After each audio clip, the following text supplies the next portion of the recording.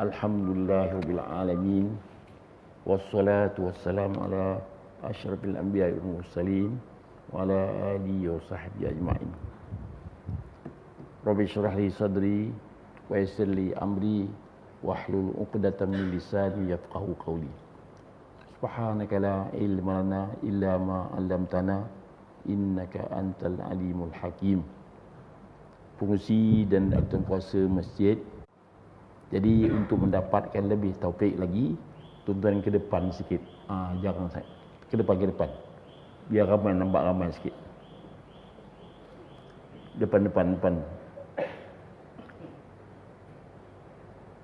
Lagi depan lagi.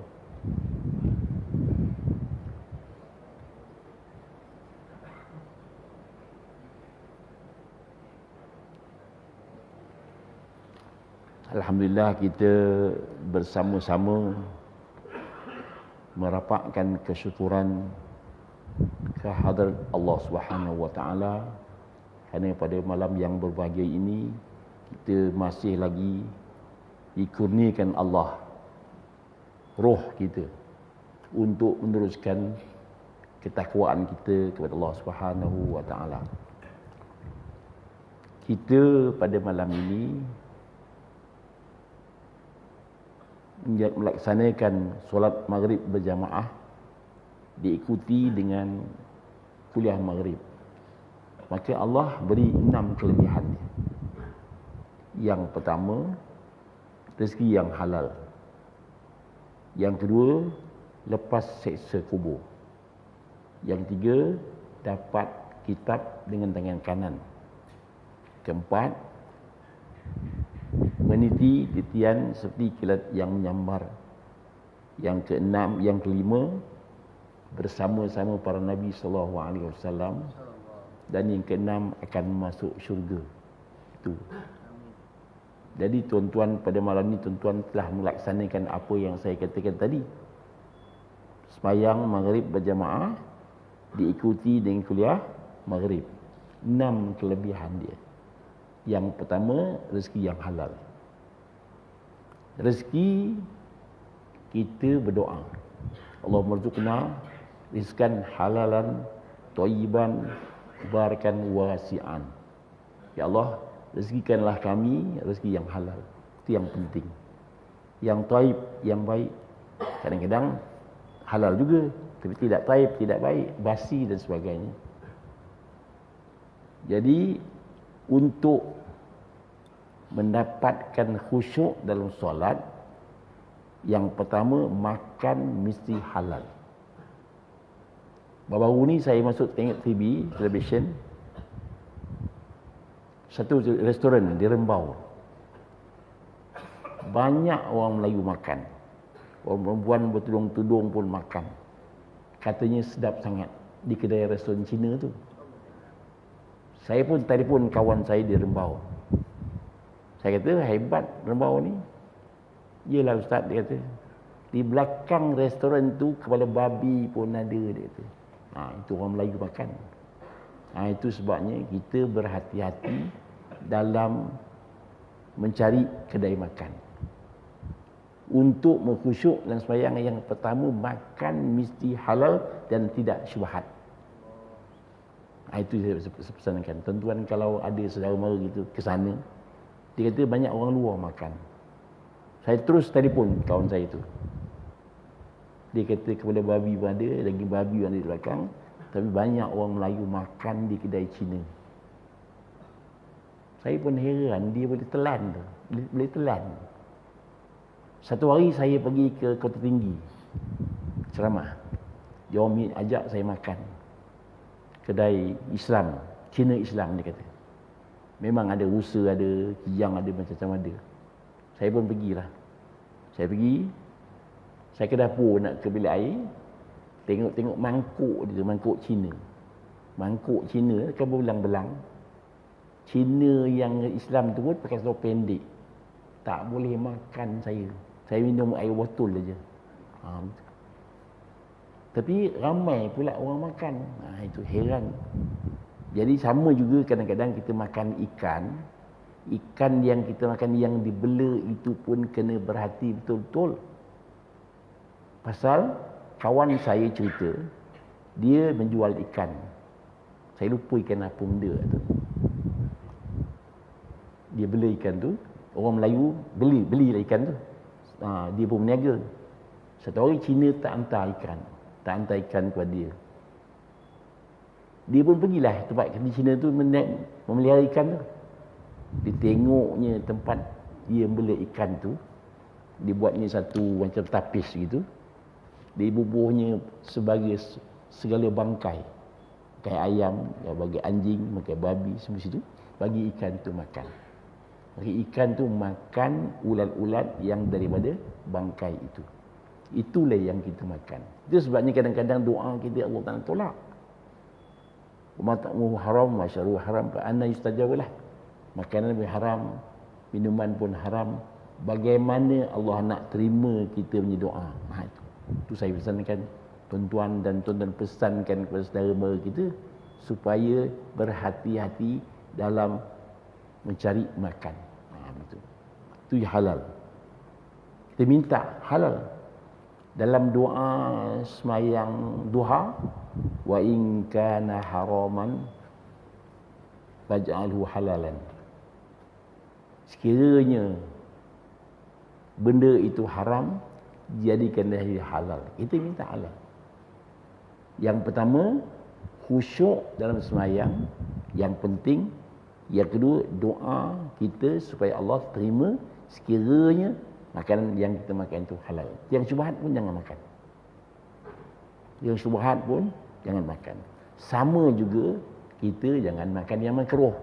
Walaupun makruh kita kata dimakan tak berdosa. Tak dimakan dapat pahala. Tetapi kita lupa dimakan betapakah ruginya. Rugi. Pasal ada pahala. Seperti apa Nabi kata, Tuhan kata, "May yuti'illahu rasul fa ulaika ma'al ladzina an'ama Allahu minan nabiyyin wasiddiqin wasyuhada wassalihin." Barang siapa taatkan kepada Allah dan Rasul, maka dia nanti akan bersama-sama orang yang dinikmat oleh Allah daripada para nabi, siddiqin, syuhada dan salihin.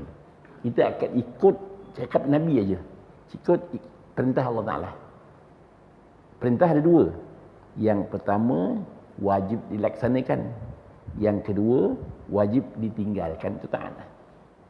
Taat tu ada dua lah. Wajib satu, sunat satu. Yang sunat, tak boleh kita kata tak apa, tak buat. Rugilah. Betapakah ruginya kalau tak buat yang sunat. Makruh sama juga. Betapakah ruginya kalau dilaksanakan yang makruh. Seperti makan kerdas, makan petai, makan bawang mentah, itu makruh. Sebabnya Nabi larang orang yang makan benda-benda berbau itu dilarang ke masjid. Barang siapa makan bawang putih, maka jangan ke masjid. Pasal dia berbau. Tengah-tengah baca bismillah, bau sebelah. Orang sebelah rasa bau bawang, bau petai, bau durian dan sebagainya. Dan merokok pula, apa hukum merokok? Dua hukum dia. Ulama yang merokok mengatakan halal. Apa nama? Tidak makruh. Ulama yang merokok mengatakan makruh. Ulama yang tak merokok mengatakan haram. Itu. Tapi Ustaz Samad dari Indonesia baru berceramah. Dia kata satu hari ni Tok Kiai ni menanam pokok. Pokok serai, pokok ubi, keladi, pokok macam-macam. Termasuk juga daun tembakau. Satu malam datanglah babi, makannya habis. Ubi, keladi habis. Kecuali tembakau dia tak makan. Rupanya dia kata, ulama babi pun kata merokok itu haram. Kata dia lah. Bukan saya kata, dia kata. Itu. Begitulah. Jadi yang pertama halal. Dapat rezeki yang halal kalau kita berjemaah dan ikut kuliah maghrib. Halal. Itu sebabnya kita ni diperintahkan mencari nafkah. Wajib. Wajib memberi nafkah kepada keluarga kita. Hukumnya wajib. dan wajib bekerja supaya dapat wang untuk memberi nafkah pada keluarga kita. Dan mesti yang halal.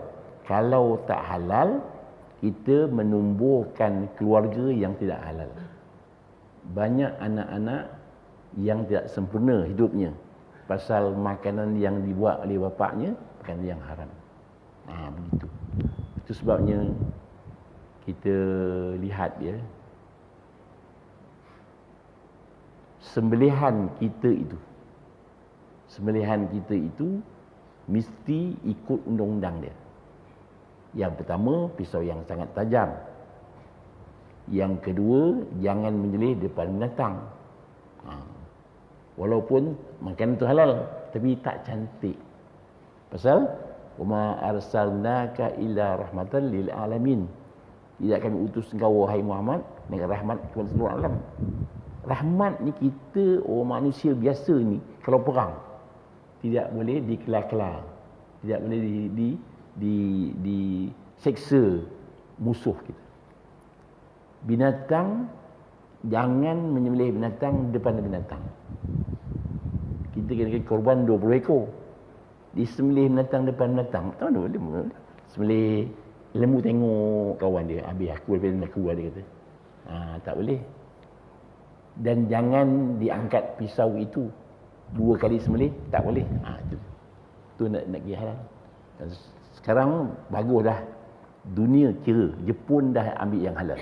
Australia halal, New Zealand banyak yang halal. Begitu.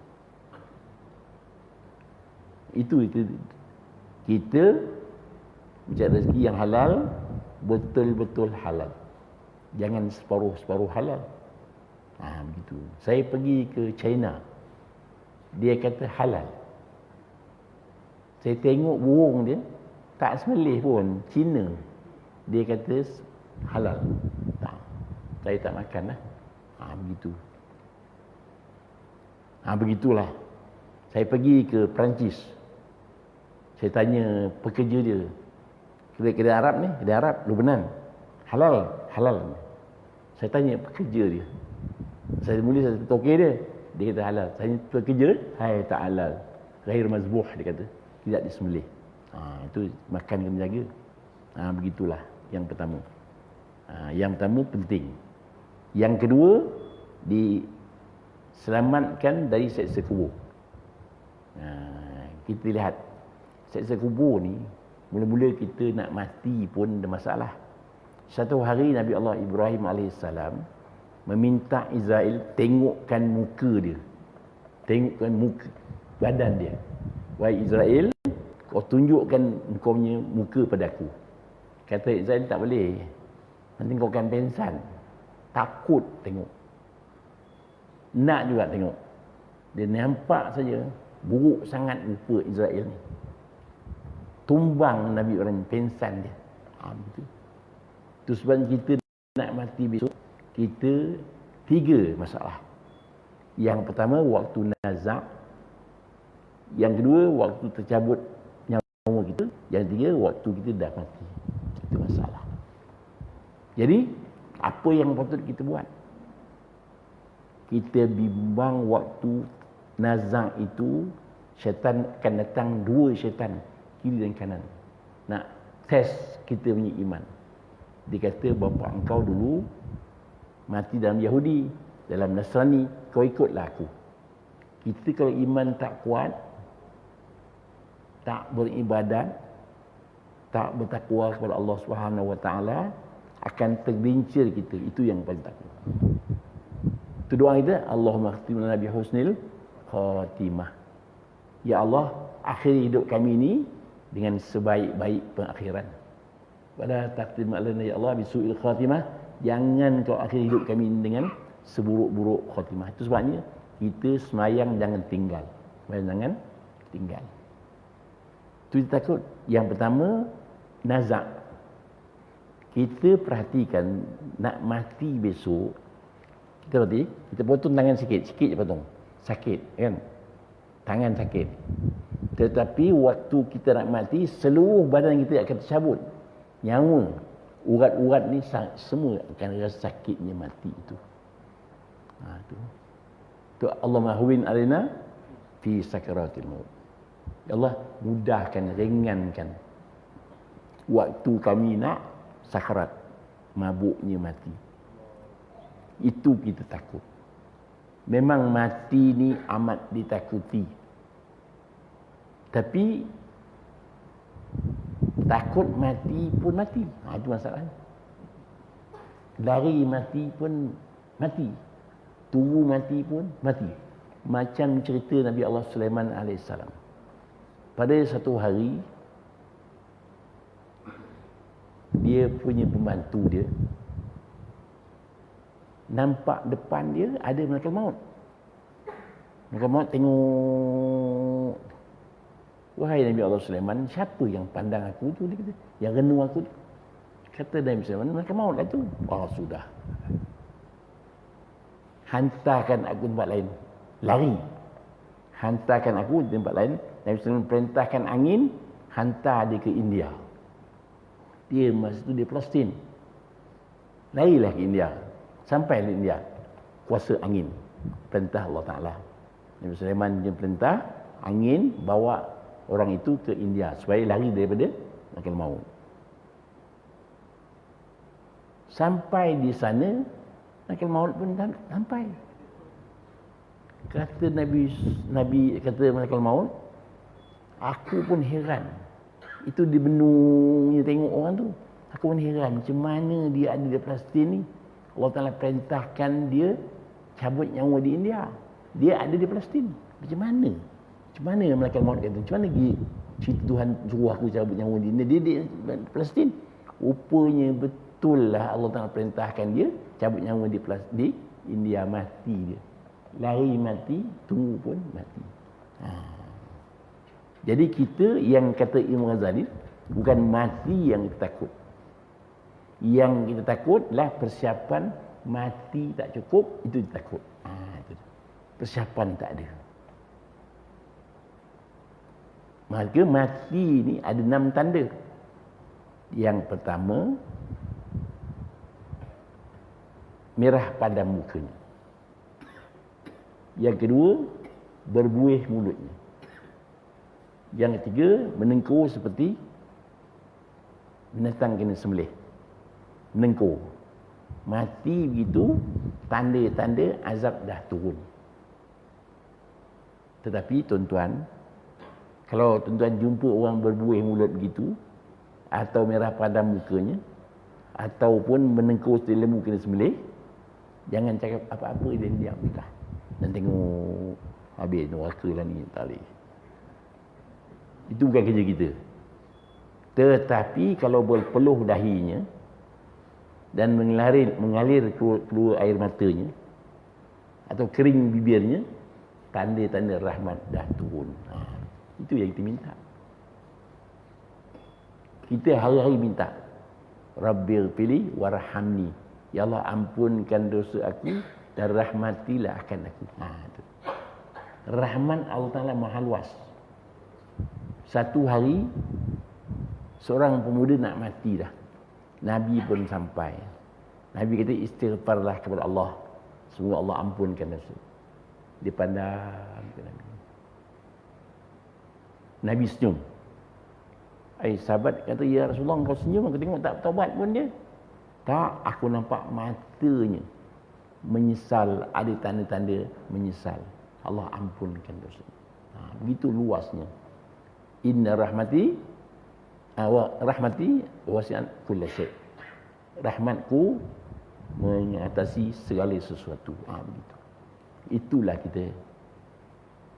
Kalau seksa kubur ni, yang pertama-tama sekali seksaan ialah himpitan kubur itu. Itu yang takut. Himpitan kubur.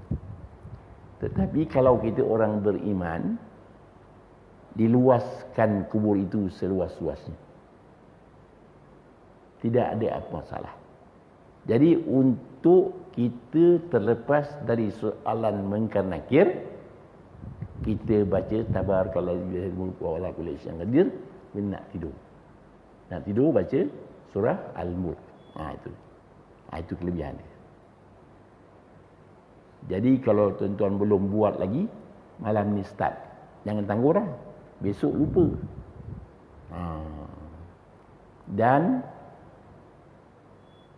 kalau kita baca surah Al-Mulk lepas seksa kubur.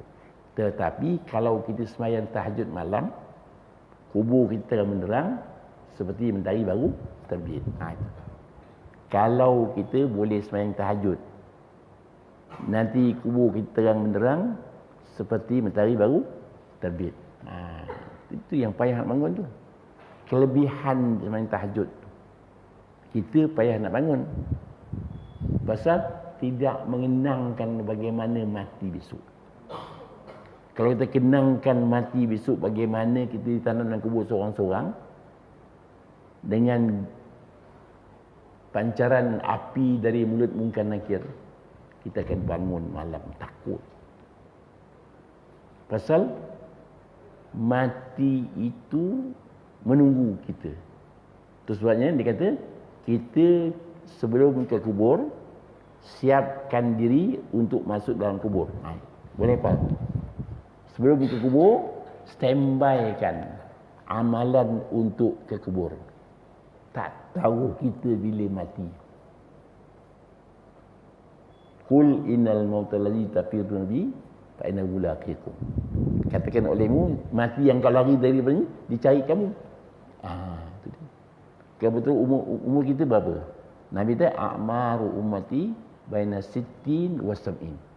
Umur umat aku antara 60 hingga 70. Itu aja. Yang lebih jarang-jarang. Kita mintalah doa. Allahumma tawil a'marana. Ya Allah, panjangkan umur kita. Buat apa? Untuk meneruskan ibadat. Memperbanyak. Jangan masa yang Allah Ta'ala beri kita itu, kita buang begitu aja.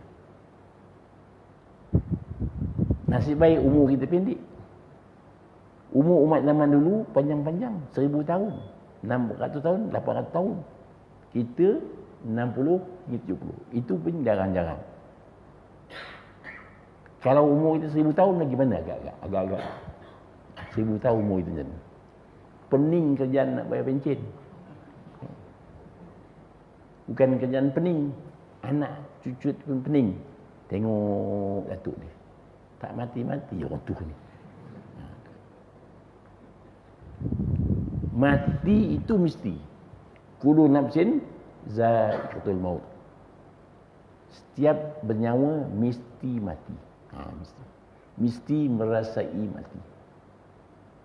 Itu kubur. Kita bayangkan kalau kita mati, ramai orang ziarah kita. Kita dah mati tak tahu. Kemudian dah habis, balik. Dimandikan, balik separuh. Dikapankan, balik separuh. Disemayangkan, balik separuh. Ditanamkan, semua balik. Tak ada yang tunggu. Yang tinggal, amalan saja. Yang balik, keluarga balik, harta pun balik. Seorang-seorang. Kalau amalan tak cukup, baru menyesal di tepi kubur, tak guna apa. Menyesal tak ada guna. Sekarang kita memperbanyakkan ilmu, banyakkan amalan. Summa tus'alunna yawma idzin 'anil na'im. Kemudian kamu akan soal pada mahsyar besok segala nikmat. Nikmat apa? Nikmat sihat, nikmat lapang. Lapang buat apa? Jadi kita ada 4 yang mustahak, yang hari-harian. Yang pertama, solat. Yang kedua, baca Quran. Yang ketiga, zikir. Yang keempat, sedekah. Gitu.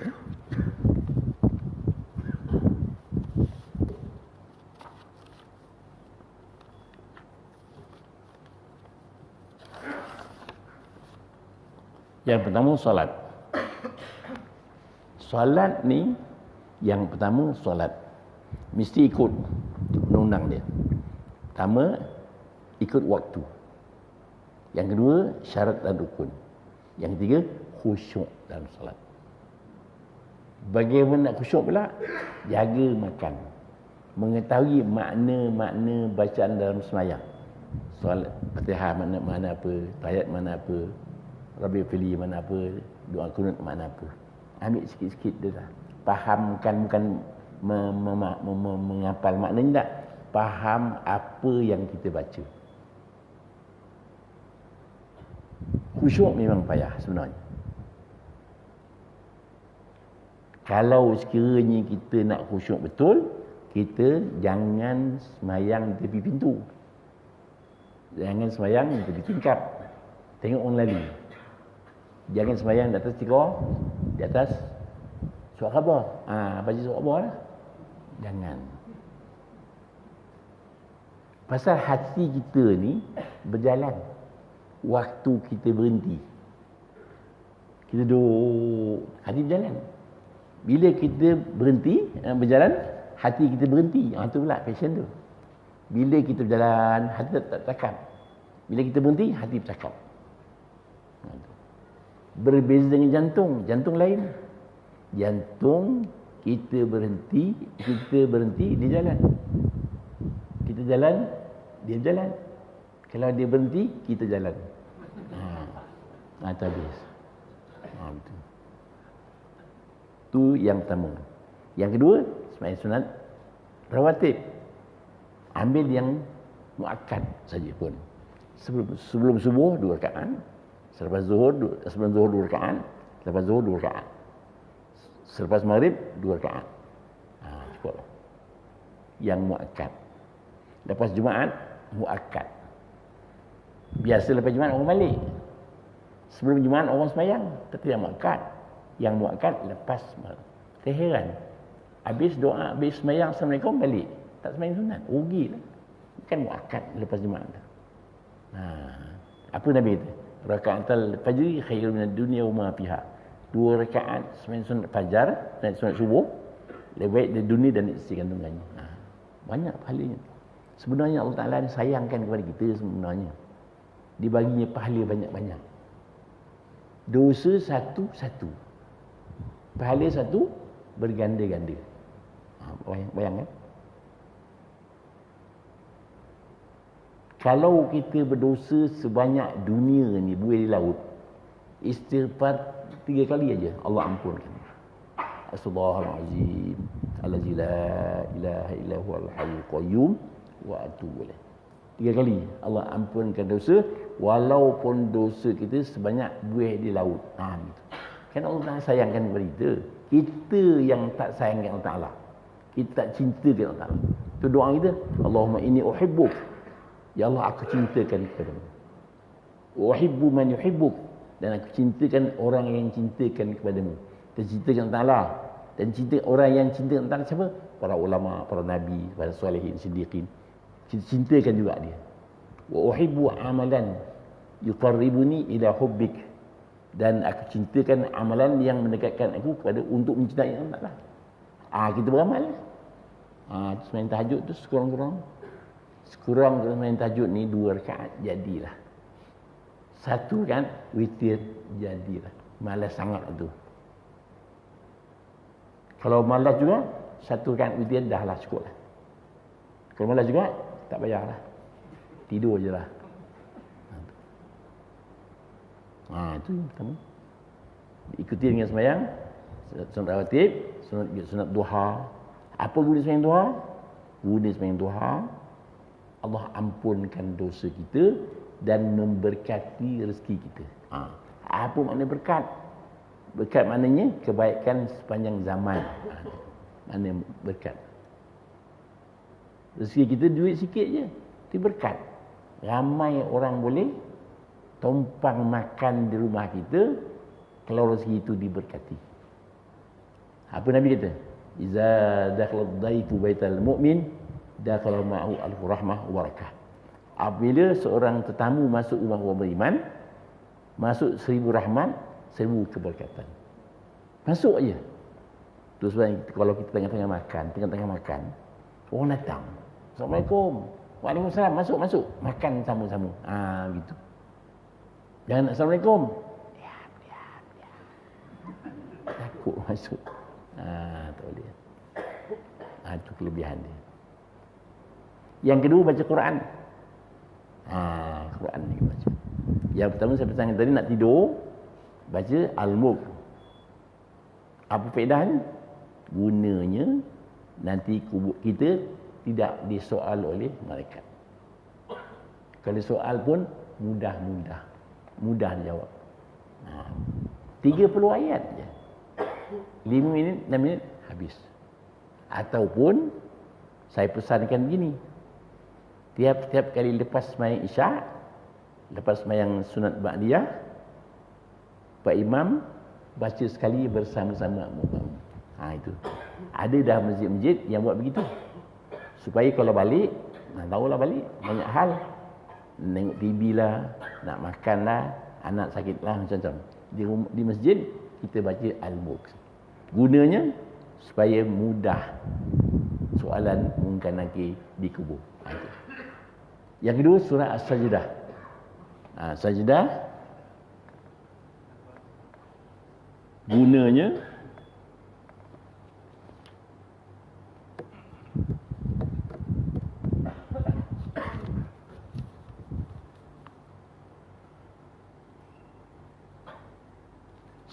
seperti semayang malam di malam Lailatul Qadar.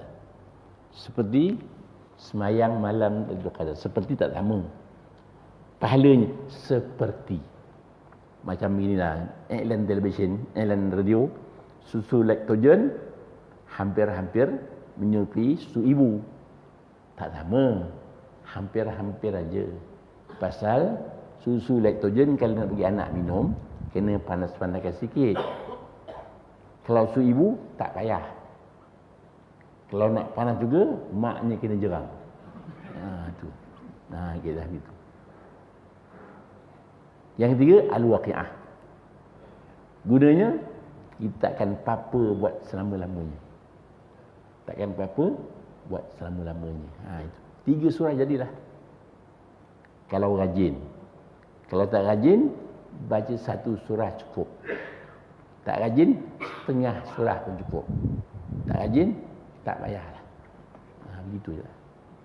Tapi, kalau sekiranya kita nak berbahagia di akhirat.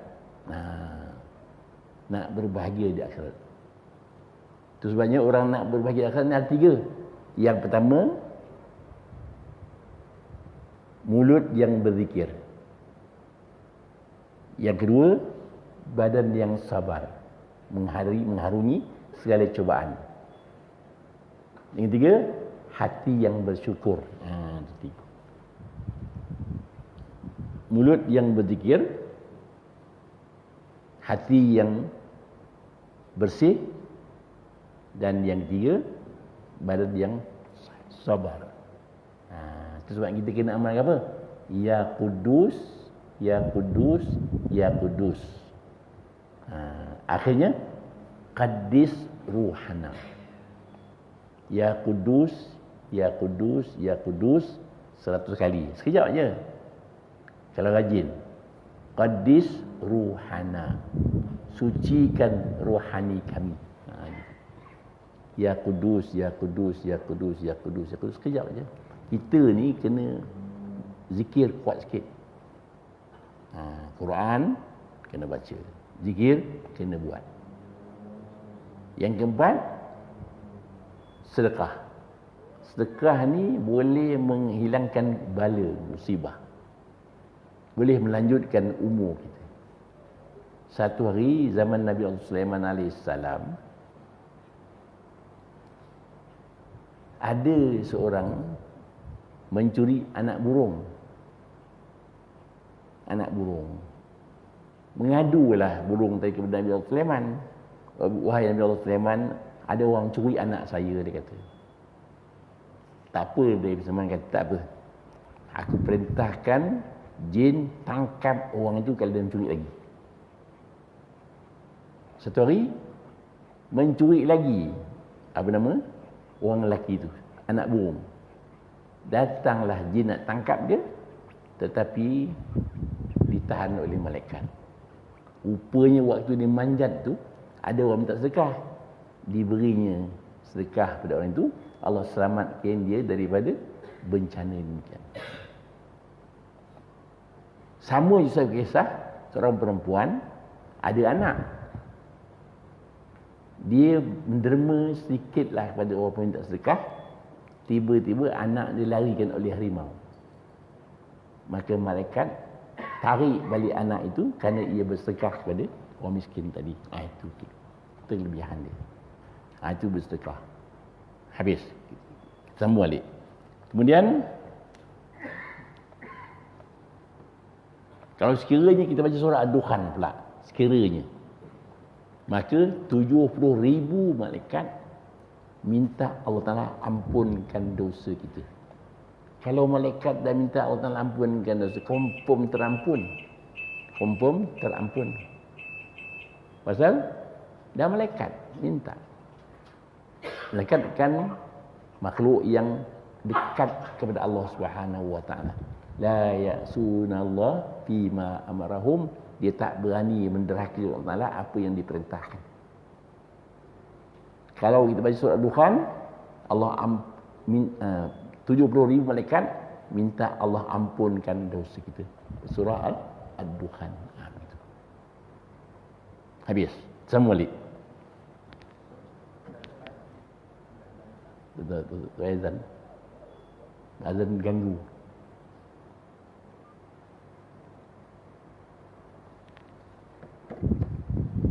Hilang idea. Tak boleh. Kemudian yang ketiga. Yang kedua dilepas terkubur. Yang ketiga, diberi kitab amalan kita dengan tangan kanan. Fa amma man utiya kitabahu bi yaminihi fasawfa yuhasibu hisaban yasira. Adapun orang yang diberikan kitab amalan tangan kanannya, maka akan hisab yang mudah. Kita di padang mahsyar besok Allah Taala akan jatuhkan kita punya kitab amalan kita akan ambil baca. Tu depan Allah Taala. Kita di hadapan Allah Taala ni, yang pertama dialog antara kita dengan Allah Taala. La tazulu qadama abdil yaumil qiyamah hatta yus'al an arba'i khisal.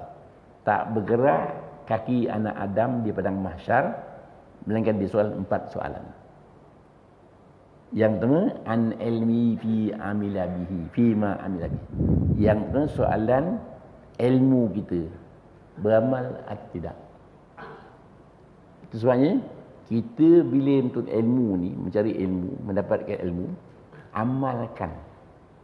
Pasal Luqman pun berkata, ya bunayya la tata'alam fima la ta'lam hatta ta'mala fima ta'lam. Wahai anakku, jangan kau belajar apa yang kau tidak tahu, sehingga kau amalkan apa yang kau tahu. Yang tahu amalkan. Saya selain tahajud tadi, main tahajud. Quran, baca Quran, zikir. Itu ingat. Itu dia soalannya. Yang pertama, ilmu kita tuan-tuan. Yang kedua, disoal badan kita sihat buat apa. Yang ketiga, disoal kita punya harta. Harta soal. Dari mana dan ke mana diarahkan. Harta kita ada 4. Yang pertama, halal. Dibelanjakan kepada yang haram, neraka. Yang kedua, dari yang haram dibelanjakan tempat yang halal, neraka juga. Yang tiga, dari yang haram dibelanjakan tempat yang haram, neraka juga. Yang keempat, yang halal dibelanjakan tempat yang halal, disoal zakat bayar atau tidak. Orang miskin diberi atau tidak. Saya ulang lagi sekali. Yang pertama, halal. Dapat halal, dibelanjakan tempat yang haram. Satu orang perempuan jumpa saya, suami dia duit banyak. Hari-hari dia berniaga kereta. Hari-hari kerjanya mencari perempuan. Sekarang ni, bukan lama dah, baru-baru ni. Halal, jual kereta halal. Dia belajar tempat yang haram, neraka. Yang kedua, dapat dari yang haram, rasuah. Dia belajar tempat yang halal. Dia hantar orang ke Mekah. Diberi kepada sekolah-sekolah. Halal, tapi haram asalnya neraka juga. Yang ketiga, dari haram kepada yang haram, neraka juga. Yang keempat, halal dan di tempat yang halal disoal di padang mahsyar juga. So, mengapa tak dibelanjakan tempat yang munasabah dan sebagainya? Zakat bayar atau tidak? Itu sebabnya kita ni manusia ada 4 golongan juga. Yang pertama, berbahagia dunia, tidak berbahagia di akhirat. Yang kedua, tidak berbahagia di dunia, berbahagia di akhirat. Yang ketiga, tidak berbahagia di dunia, tidak berbahagia di akhirat. Lagi berat. Yang keempat, berbahagia di dunia, berbahagia di akhirat. Itu. Rabbana atina fid dunya hasanah fil akhirati hasanah wa qina adzabannar. Ya Tuhan kami, kurniakan kami kebahagiaan di dunia dan kebahagiaan di akhirat. Mudah aja. Tuhan bagi kita kemudahan. Semayang 5 waktu sehari semalam 5 kali aja. Puasa setahun sekali. Zakat setahun sekali. Haji seumur hidup sekali. Seorang sahabat bertanya, ya Rasulullah, aku buat yang fardu-fardu je, masuk surga tak aku? Masuk Nabi kata. Yang fardu, yang wajib je buat, sunat tak buat. Masuk tak? Masuk. Allah nak sayangkan kepada kita. Itu cuma bayangkan. Apabila kita buat satu dosa, satu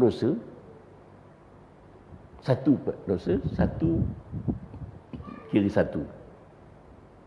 Pahala satu dikira berganda-ganda. Kita tengok. Kita semayang seorang, satu pahala.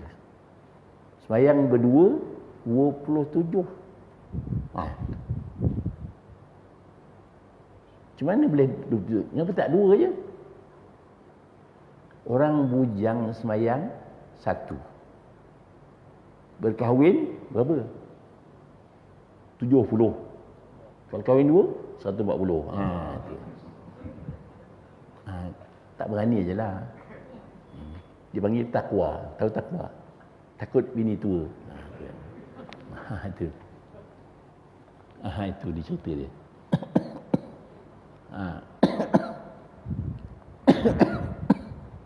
Itu kelebihan. Jadi kita balik-balik. Mendapat surat amalan kita tangan kanan. Barang siapa yang diberikan kita amalan dengan tangan kanan akan hisab yang mudah. Manu kisal hisab udziba. Barang siapa yang disusahkan hisabnya akan diazab. Itu. Yang pertama tadi apa? Berdialog dengan Allah Taala. Soalan. Yang pertama soalannya ilmu. Yang kedua, badan kita buat apa? Yang ketiga, harta kita buat apa? Masa lapang buat apa? Itu saya pesankan, kita kalau lapang-lapang, memang lapang banyak sebenarnya. Bangun pagi-pagi, wirid sikit banyak. Yang pertama, ya Allah. Istighfar dulu. Istighfar 100 kali. Ya Allah, 100 kali. La ilaha illallah 300 kali. Istighfar selawat 100 kali. Hasbunallah ni'mal wakil 100 kali. Cukup. Itu cukuplah. Banyak-banyak lagi. Ya Allah, ya Allah, ya Allah, ya Allah, ya Allah 100 kali. La ilaha illallah 300 kali kalau boleh. Tak boleh 100 kali, tak boleh 50 kali, tak boleh sekali je. Jangan tunggu orang nak nak mati, nak kenduri ke arwah orang tahlil. Tu silap kita tu. Kita tak pernah tahlil pun. Bila orang mati jemput rumah makan. Tahlil. Pernah tahlil tak di rumah? Itu soalan. Itu sebabnya tahlil ni sebenarnya rugi pun ada, untung pun ada. Yang rugi orang yang mati tu kadang-kadang tak sembahyang. Dia tak nak masuk surga. Kita yang kelang kabut buat kenduri untuk dia masuk surga. Boleh masuk tak agak-agak. Dia tak sembahyang pun. Tak pengikut perintah Allah Ta'ala pun. Matilah dia. Dia tak nak masuk surga, dia tak nak. Bila dia mati, kita kelang kabut, buatkan tahlil, buatkan ui, supaya dia masuk surga. Bila masuk tu agak-agak. Yang untung siapa? Orang masjid lah untung. Tunggu, tak ada orang mati bulan ni. Pasal ada kenduri peri, makan peri. Dulu-dulu ni lagi hebat. Dulu sekarang dah tak ada dah. Bila sembahyang jenazah tu masuk, bagi duit. RM1. RM2, RM5, orang kaya RM50. Orang kaya RM50. Dulu ni waktu. Sekarang dah tak ada dah. Bila sembahyang jenazah, orang masuk tengah-tengah saf tu. Bagi duit. RM1. Yang mati orang kaya. RM1. Berkata hati tu, alah RM1 je. Tapi kalau bagi RM50, tinggi sikit lah. Tengah-tengah tinggi, terbang duit tu. Habis. Ikhlas dah tak ada dah. Begitulah saya pesankan. Sekarang tahlil buat. Sekurang-kurangnya 10 kali pun jadilah. La ilaha illallah. La ilaha illallah 10 kali. Kalau boleh 100, kalau boleh lagi 300, kalau boleh lagi hari Sabtu 1000 kali. Hari Sabtu 1000 kali. Ya Allah hari Jumaat. Kalau boleh 1000 kali, tak boleh 100 kali pun jadilah. Ya Allah, ya Allah, ya Allah, ya Allah. Itu apa nama tadi? Mulut yang berzikir tadi. Hati yang tenang. Badan yang sabar. Gitu. Sabar menghadapi cobaan. Itu dia. Itu yang kedua. Yang ketiga, meniti titian surat seperti sekilat menyambar. Kita kalau semayang di masjid berjamaah, nanti masjid akan menjadi tonggangan kita kepada masyarakat. Menitian itu dilaju, dijadi kenderaan. Yang keempat, yang kelima,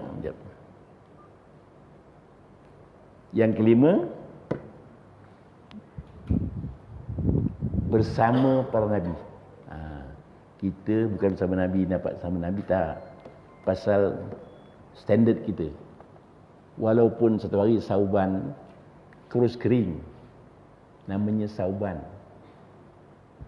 Nabi jumpalah dia. Nabi kata, mengapa engkau kurus kering wahai Sauban? Ya Rasulullah, aku dah lama tak bertemu denganmu ya Rasulullah. Aku rindu rasanya. Kalau di dunia ni aku tak dapat berjumpa denganmu, di akhirat lagi tak jumpa, dia kata. Standard aku sana amat jauh. Nabi kata, man ahabbani kana ma'i fil jannah. Barang siapa cintakan akan aku, nanti bersama aku di syurga nanti. Kita di syurga besok boleh terbang. Dalam kitab-kitab ceritakan, dia kata daripada permata hijau dan sebagainya, terbang ke sana kemari. Dia tak cerita terbang, pasal terbang belum ada lagi. Walaupun ada hadis mengatakan, iza takallama al-hadid wasara al-hadid qarba yaumul wa'id. Apabila besi boleh terbang, apabila besi boleh bercakap, dekatlah hari kiamat. Dulu tak tahu nak tak ada terjemahan dulu. Besi boleh terbang, besi boleh jalan, rupanya mentokar. Iza sar hadid wa takallam al hadid. Besi boleh cakap, telefon. Dulu orang nak terjemah payah tu. Sekarang ni senang. Besi boleh cakap, radio, televisyen, telefon. Sar hadid, besi boleh berjalan. Macam mana orang dulu nak terjemah? Besi berjalan. Dekat hari kiamat. Nabi dah tahu dah. Gitu. Besi boleh cakap, kenderaan besi boleh jalan. Begitu. Itu dia. Jadi gitulah tuan-tuan. Maksudnya, apabila kita mendengar pengajian, keuntungan yang selanjutnya, bersama para nabi. Akhir sekali ke syurga. Akhir sekali syurga ni ialah tempat yang buat selama-lamanya. Bal tu'til hayatad dunya, bahkan kamu utamakan hidup dalam dunia. Itu silap. Pasal dunia dibandingkan akhirat titik je, beribu-ribu titik di syurga besok. Sekiranya kita ni mudah untuk beribadat, ada tanda-tanda kita ahli syurga. Itu mudah nak buat ibadat, mudah nak mengerjakan ketaatan kepada Allah, ada tanda-tanda kita ahli syurga. Allah tak sayangkan kepada kita sebenarnya. Jadi kita perbanyakkan saja. Maka hari ini dengan besok, hari ini banyak sikit daripada besok, daripada besok banyak daripada hari ini. Begitu. Itu sebabnya dia kata di antara tanda-tanda kebahagiaan seorang itu arba'un min sa'atil mari. 4 perkara seorang boleh berbahagia. Yang pertama, an takuna zaujatu salihah. Yang pertama, isterinya salihah. Yang kedua, wa ayyakuna auladu abrara. Yang kedua, anak-anaknya baik-baik mereka. Yang ketiga, wa ayyakuna khulta'u salihin. Yang ketiga, sahabat handainya orang-orang salih mereka. Itu sebabnya kita sunat menjarahi ulama-ulama. Sunat. Kita kena sayangkan ulama. Sayang. Jangan condemn ulama. Jangan condemn. Kita bukan ulama. Jangan condemn ulama. Pasal Nabi kata apa? Ala inna unasan yadkhuluna an-nar majjanan. Qalu man hum ya Rasulullah? Qala man kana fi qalbi mithqal habbah min budil ulama. Adakah tuan-tuan tahu ada golongan-golongan manusia yang masuk neraka percuma? Siapa itu ya Rasulullah? Orang yang ada sedikit dalam hatinya bencikan ulama. Sedikit dia benci ulama. Ala inna unasan yadkhulul jannah majjanan. Qalu man hum ya Rasulullah? Qala man kana fi qalbi mithqal habbah min hubbil ulama. Adakah tuan tahu ada setengah manusia yang masuk syurga percuma? Siapa ya Rasulullah? Orang yang ada sedikit dalam hatinya perasaan cintakan ulama. Jadi saya pesankan tuan, jangan condemn ulama. Pasal kita tahu ulama kelebihan-kelebihan dia. Pasal ulama ni al-ulama warasatul anbiya. Ulama itu mewarisi kerja-kerja para nabi, kerja dia. Kita tak tahu masalah dia, kita diam saja lebih selamat. Jangan condemn dia. Jangan marah dia di belakang-belakang. Takut kita kepada Allah Ta'ala. Saya senang. Kalau ada masalah ulama-ulama ni, saya telefon. Bagaimana sebenarnya? Begitu. Pada kadang-kadang kita tak tahu masalah dia. Mengapa jadi, saya telefon. Sekiranya ada apa-apa orang bising-bising mengatakan itu gini, saya telefon dia, tanya soalan. Mengapa? Itu senang. Supaya tidak berdosa. Kita nak mengata juga kata itu. Tapi kalau kita tahu masalah dia, selesai masalah. Soalan cakap-cakap belakang. Tak tahu sebenarnya. Itu saya pesankan tuan-tuan, jangan buat. Jangan cuba condemn ulama. Jangan. Kita tak tahu. Soalan dia, soalan dia. Itu. Pasal ulama itu darjatnya tinggi daripada orang biasa. Itu sebabnya barang siapa duduk saja kelas pengajian ilmu, duduk saja, akan dapat syurga. Duduk saja, dengar cukuplah, dengar cukup. Itu apa Nabi kata?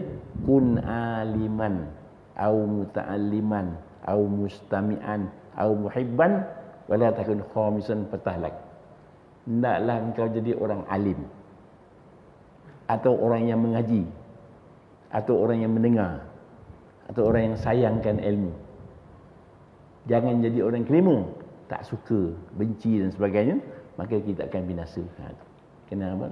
Kun aliman au muta'alliman au mustami'an au muhibban wala takun khamisan fatahlak.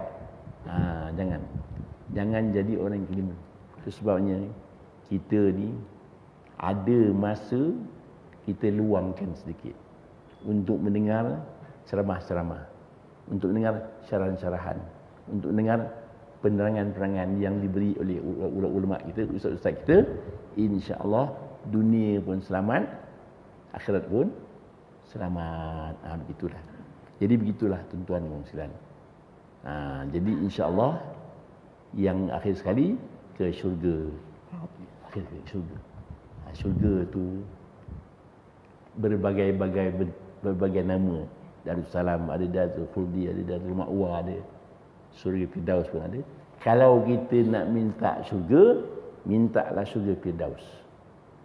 Syaratnya yang pertama sembahyang khusyuk. Yang kedua, tinggalkan perkara yang lara-lara, yang buang masa. Yang ketiga, bayar zakat. Yang keempat, jaga kehormatan. Yang kelima, jaga solat. Yang keenam, jaga amanah. Yang ketujuh, jaga janji. Yang ke-8, pelihara solat. Maka kita akan masuk surga Firdaus. Itu je lah. Usahakan dapatkan yang apa yang disebutkan dalam surah Al-Mu'minun, qad aflahal mu'minun, sesungguhnya menanglah orang-orang yang beriman. Allazina fi sholatim khashi'un, yang mana solatnya khusyuk. Wa anil lagwi mu'ridun, tinggalkan yang lara-lara. Wa lizakati fa'ilun, dan bayar zakat. Kemudian wali furuji hafizun, jaga kehormatan dia. Kemudian wallazina hum li amanati wa ibra'un, jaga amanah dan janji. Wallazina ala salatim hafizun, jaga solatnya. Ulaika warithun allazina yadkhuluna firdaus hum fiha khalidun, mereka akan mewarisi surga Firdaus yang akan kekal dalamnya buat selama-lamanya. Itu akhir sekali. Hidup dalam dunia ni sekejap, akhirat selama-lamanya. Suka di syurga besok. Syurga ada apa? Ada pasar. Pasar bukan membeli belah. Berjumpa kawan-kawan kita bercerita. Engkau masuk neraka pasal apa? Dia dah keluar neraka. Engkau masuk syurga pasal apa? Akan cerita di syurga besok. Kita akan berkahwin dengan bidadari. 72 bidadari. Isteri kita 72. 2 dari bidadari. 70 dari manusia biasa. Cantik lagi yang manusia biasa daripada bidadari. Pasal manusia itu beramal. Cantik. Bidadari tak beramal. Dia tunggu kita je. Jadi 72. Tapi jangan tuan-tuan memikir yang pula. Dia 72 banyak ni. 2 daripada bidadari, 70 dari manusia biasa. Dan di syurga besok, cantiknya bidadari, cantik. Kalau dia ludah dunia ni, wangi dunia ni ke semua. Kalau unjukkan muka dunia ni, cerah dunia ni ke semua. Dan pakaian berlapis-lapis, nampak lagi kecantikan dia. Betul. Sebab kita kena fikirkan 5 persoalan, 5 perkara. Tapi nak cerita panjang lagi ni, sambung tahun depan. Ya. Jadi setakat itu dulu, banyak lagi nak cerita ni. Tersambung sama yang lain insya-Allah. Mudah-mudahan diberkati oleh Allah Subhanahu wa taala. Dan sebelum kita menangguhkan kuliah pada malam ini, kawan saya tadi ni ada yang bawa 2 ke 3. Yang pertama, Kismis ni telah dibacakan surah Al-Quran untuk penerang hati anak-anak kita. Orang tua pun boleh makan, budak-budak pun boleh makan. Untuk terang hati insya-Allah. Yang kedua, buku ni solat biar sempurna baru saya siapkan dengan Ustaz Zaki, dan insya-Allah buku ni luas sikit dia punya penjelasannya, walaupun kita banyak dah tahu ada perkara yang kecil-kecil yang banyak yang tak perasan. Jadi saya bawa ni untuk tuan-tuan sekalian. Dan sekiranya tuan-tuan nak mendapatkannya, mendapatkan luar sana, tetapi kalau tak bawa duit, boleh berhutang dengan kawan-kawan sendiri. A'udzubillahi minasyaitonir rajim. Bismillahirrahmanirrahim. Alhamdulillahirabbil alamin. Wassalatu wassalamu ala asyrafil anbiya'i wal mursalin wa ala alihi washabbihi ajma'in.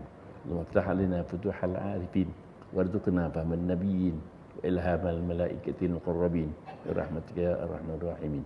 Wa sallallahu ala Muhammadin wa ala alihi washabbihi wasallam. Walhamdulillahirabbil alamin. Wassalamualaikum warahmatullahi wabarakatuh.